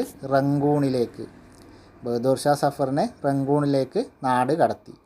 അതോടുകൂടി ഒന്നാം സ്വാതന്ത്ര്യ സമരത്തിന് അവസാനമായി. ഇനി ഇതിൽ ഒരു പ്രധാന കോട്ടിംഗ് ഉണ്ട്. ലഗ്ത നഹി ഹേ ജി മേരാ. ലഗ്ത നഹി ഹേ ജി മേരാ. ജീവിതത്തിൽ പകൽ തീരാറായി, സന്ധ്യ പടർന്നു തുടങ്ങിയിരിക്കുന്നു. ഇനി ഇരു കാലുകളും നീട്ടി ശവക്കല്ലറയിലുറങ്ങാം. ജനിച്ച മണ്ണിൽ ലയിക്കാൻ 6 അടി പോലും ലഭിക്കാത്ത സഫർ, നീ എത്ര നിർഭാഗ്യവാൻ. ബഹദൂർ ഷാ സഫറിൻ്റെ പ്രശസ്തമായ വാക്കുകളാണ്. ജീവിതത്തിൻ്റെ പകൽ തീരാറായി, സന്ധ്യ പടർന്നു തുടങ്ങിയിരിക്കുന്നു. ഇനി ഇരു കാലുകളും നീട്ടി ശവക്കല്ലറയിൽ ഉറങ്ങാം. ജനിച്ച മണ്ണിൽ ലയിക്കാൻ 6 അടി പോലും ലഭിക്കാത്ത സഫർ, നീ എത്ര നിർഭാഗ്യവാൻ. ലഗ്ത നഹി ഹേ ജി മേരാ. ബഹദൂർ ഷാ സഫർ അഥവാ ബഹദൂർ ഷാ രണ്ടാമൻ്റെ വാക്കുകളാണ്. അദ്ദേഹത്തെ റങ്കൂണിലേക്കാണ് നാട് കടത്തിയത്. അപ്പോൾ ഒന്നാം സ്വാതന്ത്ര്യ സമരത്തെ ബ്രിട്ടീഷുകാർ അടിച്ചമർത്തി എന്ന് നമ്മൾ പറഞ്ഞു. ബഹദൂർ ഷാ സഫറിനെ റങ്കൂണിലേക്ക് നാടും കടത്തി. അതോടുകൂടി ഒന്നാം സ്വാതന്ത്ര്യ സമരത്തിന് അന്ത്യമായി. ഇനി നമുക്ക് ഒന്നാം സ്വാതന്ത്ര്യ സമരം പരാജയപ്പെടാനുണ്ടായ കാരണങ്ങൾ എന്തൊക്കെയാണെന്ന് നോക്കാം. ഒന്നാം സ്വാതന്ത്ര്യ സമരം പരാജയപ്പെടാനുണ്ടായ കാരണങ്ങൾ എന്തൊക്കെയാണ്? ഉത്തരേന്ത്യയിൽ മിക്ക സ്ഥലങ്ങളിലും കലാപങ്ങൾ ഉണ്ടായെങ്കിലും ഇതിനൊരു സംഘടിത സ്വഭാവം ഉണ്ടായിരുന്നില്ല. ഇതൊക്കെ സ്റ്റേറ്റ്മെൻറ്റിൽ ടൈപ്പ് ക്വസ്റ്റ്യനിൽ ഇതുപോലെ കോപ്പി പേസ്റ്റ് ചെയ്ത് വരാൻ സാധ്യത ഉണ്ട്. അപ്പോൾ അതുകൊണ്ട് ഈ പോയിൻ്റുകൾ പ്രത്യേകം നോട്ട് ചെയ്യണം. അപ്പോൾ ഒന്നാം സ്വാതന്ത്ര്യ സമരം പരാജയപ്പെടാനുള്ള കാരണങ്ങൾ എന്തൊക്കെയാണ്? ഉത്തരേന്ത്യയിൽ മിക്ക സ്ഥലങ്ങളിലും കലാപങ്ങൾ ഉണ്ടായെങ്കിലും ഇതിനൊരു സംഘടിത സ്വഭാവം ഉണ്ടായിരുന്നില്ല. ഒരു ഏകീകൃത സ്വഭാവം ഉണ്ടായിരുന്നില്ല. ഉത്തരേന്ത്യയിൽ വിവിധ ഭാഗങ്ങളിൽ കലാപം ഉണ്ടായാലും ഏകീകൃത സ്വഭാവം ഉണ്ടായിരുന്നില്ല. കലാപകാരികളെ അപേക്ഷിച്ച് സൈനിക ശേഷിയും സംഘാടന മികവും മെച്ചപ്പെട്ട ആയുധങ്ങളും കമ്പനിക്കുണ്ടായിരുന്നു. പിന്നെ കലാപകാരികളേക്കാൾ സൈനിക ശേഷിയും സംഘടനാ മികവും മെച്ചപ്പെട്ട ആയുധങ്ങളും കമ്പനിക്ക് ഉണ്ടായിരുന്നു. ഇന്ത്യക്കാരിൽ എല്ലാ വിഭാഗങ്ങളുടെയും പിന്തുണ നേടുന്നതിൽ കലാപകാരികൾ പരാജയപ്പെട്ടു. അപ്പോൾ ഇന്ത്യക്കാരിലെ മുഴുവൻ ജനങ്ങളുടെയും പിന്തുണ നേടുന്നതിൽ കലാപകാരികൾ പരാജയപ്പെട്ടു. അപ്പോൾ ഇന്ത്യക്കാരിലെ എല്ലാ വിഭാഗങ്ങളും ഈ കലാപത്തെ പിന്തുണച്ചില്ല. അതും ഒരു പരാജയ കാരണമാണ്. പിന്നെ ഇംഗ്ലീഷ് വിദ്യാഭ്യാസം നേടിയ ഇന്ത്യക്കാർ സമരത്തിന് എതിരായിരുന്നു. ഇംഗ്ലീഷ് വിദ്യാഭ്യാസം നേടിയ ഇന്ത്യക്കാർ സമരത്തിന് എതിരായിരുന്നു. സമ്പന്നരായ നാട്ടുരാജാക്കന്മാർ കമ്പനിക്കായിരുന്നു പിന്തുണ നൽകിയത്. സമ്പന്നരായ നാട്ടുരാജാക്കന്മാർ കമ്പനിക്കായിരുന്നു പിന്തുണ നൽകിയത്. അപ്പോൾ ഇത്രയും കാര്യങ്ങളാണ് ഒന്നാം സ്വാതന്ത്ര്യ സമരം പരാജയപ്പെടാനുണ്ടായ കാരണങ്ങൾ. അതിൽ ഉത്തരേന്ത്യയിലെ മിക്ക സ്ഥലങ്ങളിലും കലാപങ്ങൾ ഉണ്ടായെങ്കിലും ഇതിനൊരു സംഘടിത സ്വഭാവം ഉണ്ടായിരുന്നില്ല എന്നുള്ളത് ചിലപ്പോൾ സംഘടിത സ്വഭാവം ഉണ്ടായിരുന്നു എന്ന് നമുക്ക് തരും. തെറ്റായ സ്റ്റേറ്റ്മെൻറ്റും ശരിയായതും കണ്ടെത്താൻ പറയുമ്പോൾ. അതുപോലെ കലാപകാരികളെ അപേക്ഷിച്ച് സൈനിക ശേഷിയും സംഘാടന മികവും മെച്ചപ്പെട്ട ആയുധങ്ങളും കമ്പനിക്ക് ഉണ്ടായിരുന്നു എന്നുള്ളത് ഉണ്ടായിരുന്നില്ല എന്ന് തരും. അതേപോലെ ഇന്ത്യക്കാരിൽ എല്ലാ വിഭാഗങ്ങളുടെയും പിന്തുണ നേടുന്നതിൽ കലാപകാരികൾ പരാജയപ്പെട്ടു എന്നുള്ളത് വിജയിച്ചു എന്ന് തരാം. അതേപോലെ ഇംഗ്ലീഷ് വിദ്യാഭ്യാസം നേടിയ ഇന്ത്യക്കാർ സമരത്തിന് അനുകൂലമായിരുന്നു എന്ന് തരാം, എതിരായിരുന്നു എന്നുള്ളത്. പിന്നെ സമ്പന്നരായ നാട്ടുരാജാക്കന്മാർ കമ്പനിക്കായിരുന്നു പിന്തുണ നൽകിയത് എന്നുള്ളത്, സമ്പന്നരായ നാട്ടുരാജാക്കന്മാർ സമരക്കാർക്ക് പിന്തുണ നൽകി എന്നും തെറ്റായിട്ട് തരാം. അപ്പോൾ തെറ്റായ സ്റ്റേറ്റ്മെൻറ്റ് ശരിയായ സ്റ്റേറ്റ്മെൻറ്റ് ആണ് ഇത് വരിക. ഈ ബുള്ളറ്റ് പോയിൻ്റ് ഫുള്ള് അതിലാണ് വരിക. അപ്പോൾ ഇതെങ്ങനെയൊക്കെ മാറ്റം വരുത്തിയിട്ട് അതിൽ വരും എന്നുള്ളത് നമ്മൾ ആലോചിക്കണം. അപ്പോൾ നേരക്ക് പഠിച്ച് നോട്ട് ചെയ്ത് വെച്ച് പോവുക. അപ്പോൾ പിന്നെ അത് മാറില്ല. ഇപ്പോൾ ഞാനീ പറഞ്ഞ പോലെ ഇതിലധികവും ഞാൻ ഈ പറഞ്ഞ രീതിയിൽ തന്നെ തെറ്റായിട്ട് തരാൻ സാധ്യതയുള്ളൂ. അപ്പോൾ അതൊന്ന് നോട്ട് ചെയ്ത് വെച്ചാൽ മതി. എവിടെ ഏതൊക്കെ പോയിന്റിൽ അവർ മാറ്റം വരുത്താൻ സാധ്യത ഉണ്ട് എന്നുള്ളത് നമ്മളെപ്പോഴും ചോദ്യം ഇടുന്ന ആളുകളുടെ വ്യൂ ഓഫ് പോയിന്റിൽ ചിന്തിക്കണം. എന്നിട്ട് വേണം നമ്മൾ പഠിക്കാൻ. ഇനി ഇവിടെ ഒന്നാം സ്വാതന്ത്ര്യ സമരത്തിൻ്റെ കലാപം പൊട്ടിപ്പുറപ്പെട്ട ഭൂപടങ്ങൾ കൊടുത്തിട്ടുണ്ട്. മീററ്റ്, അവധ്, ഫൈസാബാദ്, കാൺപൂർ, ഝാൻസി എന്നൊക്കെ പറഞ്ഞ്. അപ്പോൾ ഈ ഒരു ഏരിയയിൽ കേന്ദ്രീകരിച്ചാണ് ഒന്നാം സ്വാതന്ത്ര്യ സമരം കലാപം പൊട്ടിപ്പുറപ്പെട്ടത്.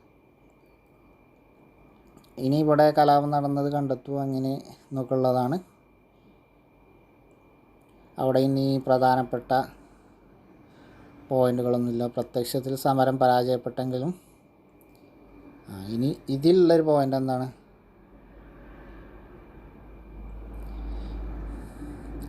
നാടിൻ്റെ മോചനത്തിനായുള്ള ആദ്യത്തെ ബഹുജന സമരം. അപ്പോൾ ഒന്നാം സ്വാതന്ത്ര്യ സമരം പരാജയപ്പെട്ടെങ്കിലും കമ്പനി ഭരണത്തിനെതിരായ നാടിൻ്റെ മോചനത്തിനായുള്ള ആദ്യത്തെ ബഹുജന സമരമായിരുന്നു ഒന്നാം സ്വാതന്ത്ര്യ സമരം, അല്ലെങ്കിൽ 1857 കലാപം. ശിപ്പായി ലഹള എന്നും അറിയപ്പെടുന്നതും ഒക്കെ ഇത് തന്നെയാണ്. അപ്പോൾ ആദ്യത്തെ ബഹുജന സമരം എന്തായാലും ഒന്നാം സ്വാതന്ത്ര്യ സമരം തന്നെയായിരുന്നു. പിന്നെ നമ്മൾ ചർച്ച ചെയ്ത പോയിൻ്റ് തന്നെയാണ്, കലാപത്തിൻ്റെ ഏറ്റവും വലിയ ശക്തി മതത്തിനതീതമായി ഇന്ത്യൻ ജനത ഉയർത്തിയ ഐക്യബോധമായിരുന്നു. ബഹദൂർ ഷായെ ഹിന്ദുസ്ഥാൻ ഇന്ത്യയുടെ ചക്രവർത്തി, ഹിന്ദുസ്ഥാൻ അഥവാ ഇന്ത്യയുടെ ചക്രവർത്തി ആയി തിരഞ്ഞെടുത്തത് ഈ ഐക്യത്തിൻ്റെ കാര്യമാണ്. അപ്പോൾ ഹിന്ദു മുസ്ലിം ഐക്യം ഉണ്ടായിരുന്ന ഒരു സമരമായിരുന്നു ഒന്നാം സ്വാതന്ത്ര്യ സമരം. അതുകൊണ്ടാണ് ബഹദൂർ ഷാ സഫറിന് ജാതി മതമൊന്നും നോക്കാതെ ഹിന്ദുസ്ഥാൻ ഇന്ത്യയുടെ ചക്രവർത്തിയായി പ്രഖ്യാപിക്കാൻ ശിപ്പായിമാരെ പ്രേരിപ്പിച്ചത്. പിന്നെ ആ മതസ്പർദ്ധ വളർത്താനും ബ്രിട്ടീഷുകാർ നടത്തിയ ശ്രമങ്ങൾ വിജയിച്ചിട്ടില്ല.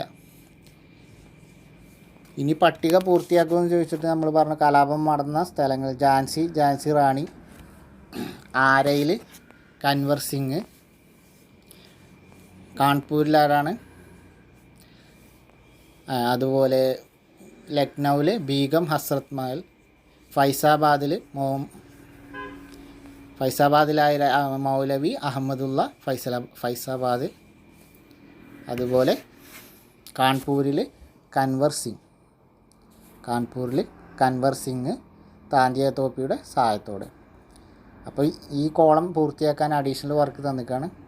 അപ്പോൾ ഈ കോളം അങ്ങനെ പൂർത്തിയാക്കി പഠിക്കണം. അപ്പോൾ ഒന്നാം സ്വാതന്ത്ര്യ സമരം ഏതൊക്കെ പോയിന്റിൽ ഏതൊക്കെ ആളുകളായിരുന്നു എന്നുള്ളത് പ്രധാനമാണ്. ഒരുപാട് തവണ ചോദിച്ച പ്രീവിയസ് ക്വസ്റ്റ്യൻ ആണ്. അപ്പോൾ അതെന്തായാലും പഠിക്കണം. കാൺപൂരിൽ നാനാ സാഹിബ്, താന്തിയ തോപ്പി, ഝാൻസിയിൽ റാണി ലക്ഷ്മിബായ്, ലക്നൗവിൽ ബീഗം ഹസ്രത്ത് മഹൽ, ഫൈസാബാദിൽ മൗലവി അഹമ്മദുള്ള, ആരയിൽ കൻവർ സിംഗ്.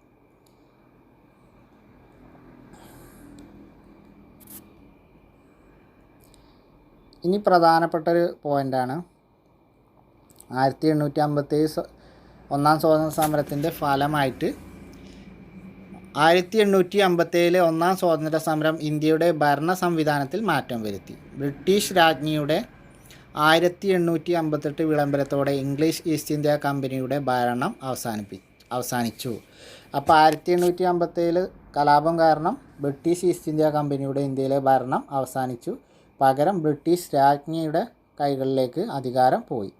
അപ്പോൾ 1858 വിളംബരത്തിലൂടെയാണ് ബ്രിട്ടീഷ് രാജ്ഞി ഇന്ത്യയുടെ അധികാരം കൈമാറ്റം നടത്തിയത്. ഇംഗ്ലീഷ് ഈസ്റ്റ് ഇന്ത്യ കമ്പനിയിൽ നിന്ന് ബ്രിട്ടീഷ് രാജ്ഞി ഇന്ത്യയുടെ അധികാരം ഏറ്റെടുത്തത് 1858, അതായത് 1857 കലാപം നടന്ന പിറ്റേ വർഷം നടത്തിയ വിളംബരത്തിലൂടെയാണ്.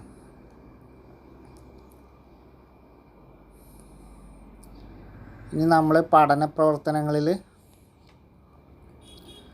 ഇവിടെ കണ്ടോ, AB താഴെ കൊടുത്ത പട്ടിക ഉചിതമായ രീതിയിൽ യോജിപ്പിക്കുക. എയും ബിയും തന്നിട്ടുണ്ട്. നമുക്ക് അധികവും നമ്മളെ ക്വസ്റ്റ്യൻ പേപ്പറിൽ ഇങ്ങനെയുള്ള വർക്കുകളൊക്കെ ഇതേപോലെ കോപ്പി പേസ്റ്റ് ചെയ്തിട്ട് കാണാറുണ്ട്. ശരിയായ ജോഡി അല്ലെങ്കിൽ തെറ്റായ ജോഡി അല്ലെങ്കിൽ ഇതുപോലെ ചേരുംപടി ചേർക്കാനൊക്കെ ആയിട്ട്. അപ്പോൾ ഇതിൽ സാന്താളുമായി ബന്ധപ്പെട്ടത് എന്താണ്? സാന്താൾ കലാപവുമായി ബന്ധപ്പെട്ടത് സിദ്ധുവും കാനുവുമാണ്. ബഹദൂർ ഷാ രണ്ടാമനുമായി ബന്ധപ്പെട്ട ഇതിലേതാണ്? ഡൽഹിയാണ്. ഡൽഹിയിലെ സുൽത്താനായിരുന്ന അവസാനത്തെ മുഗൾ ഭരണാധികാരിയായിരുന്ന ബഹദൂർ ഷാ സഫർ അല്ലെങ്കിൽ ബഹദൂർ ഷാ രണ്ടാമൻ. പഴശ്ശിരാജയുമായി ബന്ധപ്പെട്ടതോ? തലക്കൽ ചന്തു. പഴശ്ശിരാജയെ സഹായിച്ചിരുന്ന കുറിച്യ നേതാവാണ് തലക്കൽ ചന്തു. ഇനി നാനാ സാഹിബോ? കാൺപൂർ. ഒന്നാം സ്വാതന്ത്ര്യ സമരകാലത്ത് കാൺപൂരിൽ സമരം നയിച്ചിരുന്നത് നാനാ സാഹിബാണ്. അപ്പോൾ ഇങ്ങനെ വരുന്ന ഈ പഠന പ്രവർത്തനം, ഇതാണ് നമ്മളെപ്പോഴും SCRTക്ക് പകരം SCRT മാത്രം എന്ന് പറയാൻ കാരണം. ഇതുപോലെ ഉണ്ടോ അങ്ങനെ പട്ടിക കൊടുത്തിട്ടുണ്ടാവും, ഉചിതമായ രീതിയിൽ യോജിപ്പിക്കാമെന്ന്. നമ്മളെ PSC ക്വസ്റ്റ്യൻ ഇടുന്ന ചില സമയത്ത് ഇതുപോലെ ഇത് കോപ്പി പേസ്റ്റ് ചെയ്തിട്ട് അങ്ങോട്ട് കൊടുക്കും. അപ്പോൾ നമ്മളിത് നോക്കി പോവുകയാണെങ്കിൽ നമുക്കൊന്നും കൂടി നല്ലതാണ്. അപ്പോൾ നമ്മൾ എപ്പോഴും പഠിക്കുന്ന ഒരു കുട്ടിയായിട്ട് പഠിച്ചുകൊണ്ട് തന്നെ ഇരിക്കണം. അപ്പോൾ ഇതിങ്ങനെയുള്ള ചെറിയ തുടർ പ്രവർത്തനങ്ങളൊക്കെ ഉണ്ടാവും ഇതിൻ്റെ ലാസ്റ്റ്. ഇതൊക്കെ നമ്മൾ ചെയ്ത് മുന്നോട്ട് പോകണം. അപ്പോഴാണ് നമുക്ക് ഒന്നുകൂടി ബെനിഫിറ്റ് ഉണ്ടാവുള്ളൂ. അപ്പോൾ നമുക്ക് ഈ വീഡിയോ ഇവിടെ വെച്ച് നിർത്താം. ഇനി നമുക്ക് മൊഡ്യൂൾ 3 അടുത്ത അധ്യായം 7ാം ക്ലാസ്സിലെ തന്നെ അടുത്ത അധ്യായമാണ് ഇന്ത്യ പുതുയുഗത്തിലേക്ക് എന്നുള്ള അധ്യായമാണ് ഇനി നമുക്ക് പഠിക്കാനുള്ളത്. അത് നമുക്ക് അടുത്ത വീഡിയോയിൽ പഠിക്കാം. പിന്നെ നമ്മൾ പിന്നെ ഇതിൽ 7ാം ക്ലാസ്സിൽ തന്നെ 9ാമത്തെ ഒരു അധ്യായമാണ്. പിന്നെ വരുന്നത് 10ാം ക്ലാസ്സിലെ 4, 5, 6, 7 അധ്യായങ്ങൾ. അങ്ങനെ 4 അധ്യായങ്ങൾ 10ാം ക്ലാസ്സിൽ. അതോടുകൂടി മൊഡ്യൂൾ 3 പ്രകാരമുള്ള SCRT നമുക്ക് കഴിയും. അപ്പോൾ ഏതായാലും നമുക്ക് അടുത്തൊരു വീഡിയോയിൽ കാണാം. അപ്പോൾ നന്നായിട്ട് എല്ലാവരും പഠിക്കുക. SCRT മാക്സിമം നമ്മുടെ ഈ SCRT സീരീസ് എല്ലാവരും നന്നായിട്ട് ഉപയോഗിക്കുക. സ്വന്തമായിട്ട് നോട്ടുകൾ ഉണ്ടാക്കുക.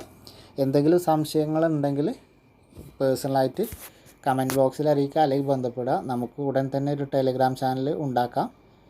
അങ്ങനെ ആ ടെലിഗ്രാം ചാനലിൽ എല്ലാവരും ജോയിൻ ചെയ്ത് അതിലെ അഭിപ്രായങ്ങളും അറിയിക്കാം. അപ്പോൾ ടെലിഗ്രാം ചാനൽ ഞാൻ ഉടൻ തന്നെ ലിങ്ക് നമ്മുടെ ഡിസ്ക്രിപ്ഷനിലോ അല്ലെങ്കിൽ നമ്മുടെ കമ്മ്യൂണിറ്റി ടാബിലോ ഇടുന്നതാണ്. ടെലിഗ്രാം ചാനൽ ഉടൻ തന്നെ ഉണ്ടാക്കുന്നതാണ്.